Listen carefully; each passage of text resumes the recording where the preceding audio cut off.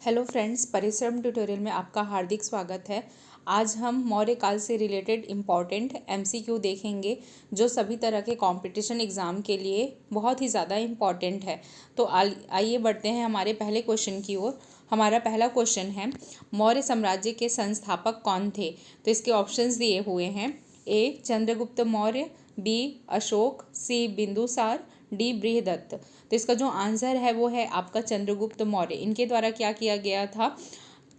मौर्य साम्राज्य की स्थापना की गई थी। ठीक है, चाणक्य की मदद से चंद्रगुप्त मौर्य ने किस साम्राज्य की स्थापना की थी? तो मौर्य साम्राज्य की स्थापना की थी।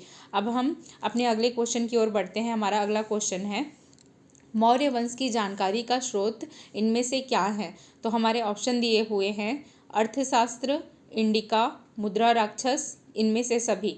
तो हमारा जो करेक्ट आंसर है वो है आपका, ध्यान दीजिएगा, आपका जो अर्थशास्त्र है ये किसके द्वारा लिखा गया है? तो ये चाणक्य के द्वारा लिखा गया है। ये भी किस काल में है? ये मौर्य काल में है। ठीक है, तो आपका अर्थशास्त्र से भी आपको मौर्य वंश की जानकारी मिलती है। ठीक है, तो ये आपका करेक्ट आंसर है। सेकंड, आपका जो इंडिका है, इंडिका किसके द्वारा लिखा गया है? तो मेगास्थनीज के द्वारा लिखा गया है। तो मेगास्थनीज की इंडिका के द्वारा भी आपको कौन से वंश की जानकारी मिलती है? तो मौर्य वंश की जानकारी मिलती है। ठीक है, फिर सी आपका दिया हुआ है मुद्रा राक्षस। तो इसके जो राइटर हैं वो कौन है? विशाख दत्त। इनके द्वारा भी आपको किस वंश की जानकारी मिलती है? तो मौर्य वंश की जानकारी मिलती है। तो हमारा जो तीनों आंसर है वो करेक्ट होगा।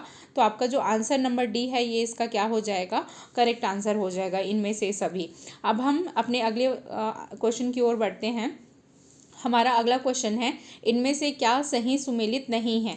आपको दिया हुआ है, आपको लेखक दिए हुए हैं और उनकी रचनाएं दी हुई हैं। तो फर्स्ट दिया हुआ है आपका, अर्थशास्त्र किसके द्वारा लिखा गया है? तो ये कौटिल्य के द्वारा लिखा गया है। बी आपका इंडिका किसके द्वारा लिखा गया है? तो मेगास्थनीज के द्वारा लिखा गया है। सी मुद्रा राक्षस किसके द्वारा लिखा गया है? विशाख दत्त के द्वारा लिखा गया है।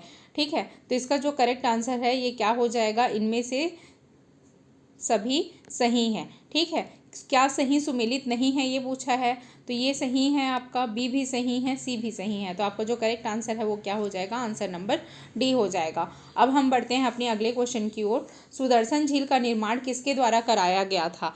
तो इसके ऑप्शंस दिए हुए हैं। सुदर्शन झील के ऑप्शंस क्या क्या दिए हुए हैं? ये आपका दिया हुआ है चंद्रगुप्त मौर्य दिया हुआ है। बी आपका क्या दिया हुआ है? बिंदुसार दिया हुआ है। सी अशोक, डी हर्षगुप्त।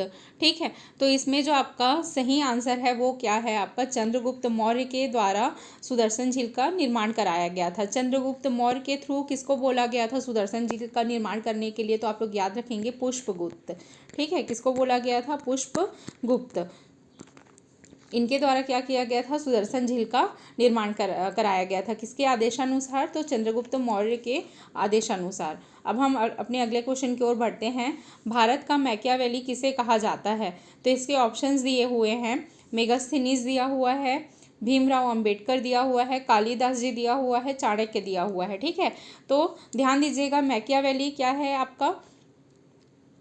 एक राइटर का नाम है। क्या है? एक राइटर का नाम है। तो इसकी तुलना मैकियावेली जी ने किसकी रचना की थी? तो मैकियावेली जी ने द प्रिंस की रचना की थी। किसकी रचना की थी? प्रिंस की रचना की थी। ठीक है, तो इसकी तुलना हम चाणक्य के अर्थशास्त्र से करते हैं। किससे करते हैं? अर्थशास्त्र से करते हैं। ये आप लोग याद रखेंगे। ठीक है, मैकियावेली की द प्रिंस की तुलना किससे की जाती है? तो चाणक्य के अर्थशास्त्र से की जाती है। तो आपका जो करेक्ट आंसर है वो क्या हो जाएगा? ऑप्शन नंबर डी हो जाएगा। अब हम अपने अगले क्वेश्चन की ओर बढ़ते हैं। प्रथम जैन संगति किसके काल में हुआ था? ठीक है, तो ए दिया हुआ है आपका अशोक, बी राजशत्रु, सी चंद्रगुप्त मौर्य, डी इनमें से कोई नहीं। ठीक है, तो आप लोग याद रखेंगे, जो चंद्रगुप्त मौर्य हैं उनके काल में क्या हुआ था? प्रथम जैन संगति का आरंभ हुआ था। ठीक है, अब हम अपने अगले क्वेश्चन की ओर बढ़ते हैं। अमित्रोचैट्स किसे कहा जाता था? तो इसके ऑप्शंस दिए हुए हैं, चंद्रगुप्त मौर्य, हर्षगुप्त, घनानंद, बिंदुसार। तो इसके जो करेक्ट आंसर है वो है आपका ऑप्शन नंबर डी। बिंदुसार को क्या कहा जाता था? तो अमित्रोचैट्स कहा जाता था। अमित्रोचैट्स का मतलब क्या होता है? शत्रु विनाशक। ठीक है, आप लोग याद रखिएगा। अब हम अपने अगले क्वेश्चन की ओर बढ़ते हैं। बिंदुसार किस धर्म का अनुयायी था? इसके ऑप्शंस दिए हुए हैं, जैन धर्म, बौद्ध धर्म, हिंदू धर्म, आजीवक संप्रदाय। ठीक है। तो इसका जो करेक्ट आंसर हो जाएगा ऑप्शन नंबर डी, आजीवक संप्रदाय। जो आपके बिंदुसार जी थे वो कौन से धर्म के अनुयायी थे, तो वो आजीवक संप्रदाय के क्या थे, अनुयायी थे। ठीक है। और एक चीज़ और याद रखिएगा आप लोग, जो मौर्य वंश के जो संस्थापक थे, ठीक है,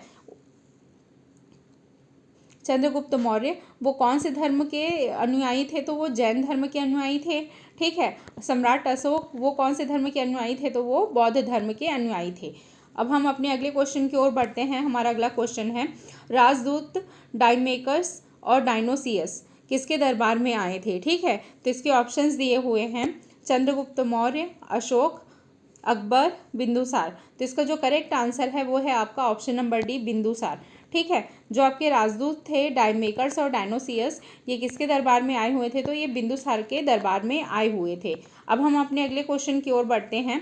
अशोक राजा बनने से पहले कहाँ का गवर्नर था। तो इसके ऑप्शंस दिए हुए हैं, कलिंग, अवंती, वज्जी, मल। ठीक है। तो इसका जो करेक्ट आंसर है आपका option number B, Avanti. Ashok जो है वो सम्राट बनने से पहले, ठीक है, कहाँ के गवर्नर थे, तो वो अवंती के गवर्नर थे। अब हम अपने अगले क्वेश्चन की ओर बढ़ते हैं। अशोक का राज्याभिषेक कब हुआ था।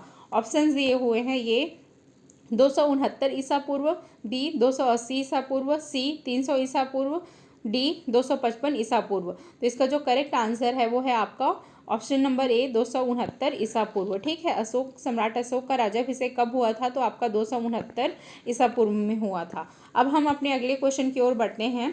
तृतीय बौद्ध संगति का आयोजन किसके काल में हुआ था।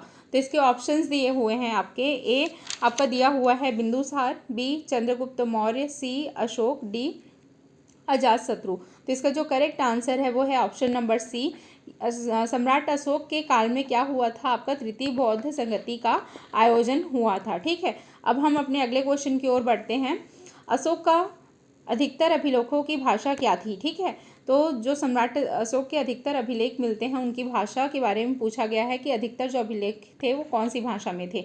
आपके ऑप्शन दिए हुए हैं, ए प्राकृत, बी संस्कृत, सी हिंदी, डी इनमें से कोई नहीं। तो इसका जो करेक्ट आंसर है आपका ए प्राकृत। अधिकतर जो अभिलेख मिले हैं वो कौन सी भाषा में है, तो वो प्राकृत भाषा में है। अब हम अपने अगले क्वेश्चन की ओर बढ़ते हैं। सांची का बौद्ध स्तूप किसके द्वारा बनाया गया था। तो इसके ऑप्शंस दिए हुए हैं, अकबर, हुमायूं, चंद्रगुप्त मौर्य, अशोक। तो इसका जो करेक्ट आंसर है वह है आपका ऑप्शन नंबर डी, अशोक। सम्राट अशोक के द्वारा क्या किया गया था, सांची का बौद्ध स्तूप बनवाया गया था। अब हम अपने अगले क्वेश्चन की ओर बढ़ते हैं। राजा अशोक के किस शिलालेख में उनका नाम अशोक मिलता है। ठीक है। तो इसमें ऑप्शन दिए हुए हैं, मास्की, गुर्जरा, कंधार, धौली।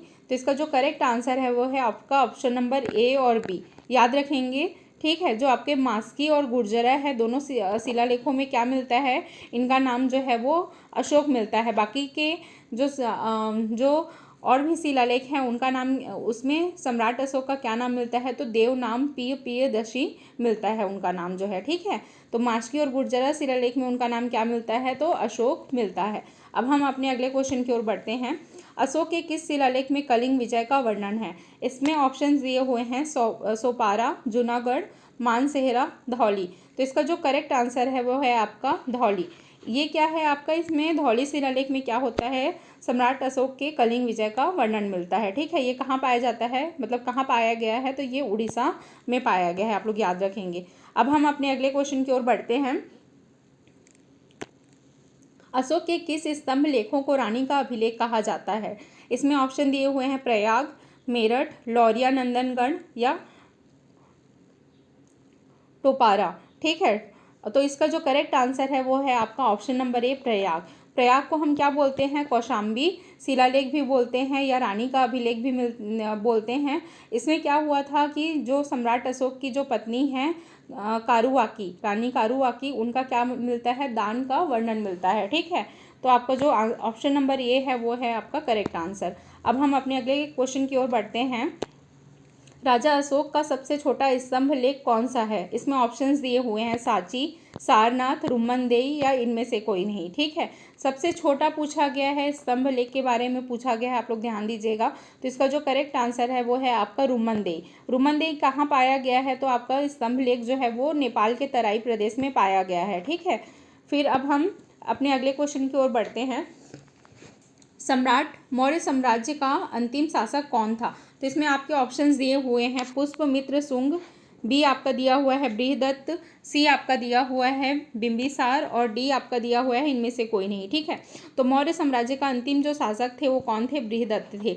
पुष्पमित्र शुंग के द्वारा इनकी हत्या कर दी गई थी, उसके बाद शुंग वंश का न्यू रखा गया था। ये चीज़ आप लोग याद रखेंगे। ठीक है, अब हम अपने अगले क्वेश्चन की ओर बढ़ते हैं।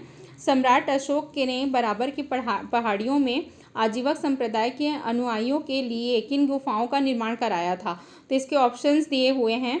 ए दिया है आपका लोमेश ऋषि गुफा, बी कर्ण चौपारा गुफा, सी सुदामा गुफा, डी विश्व झोपड़ी गुफा।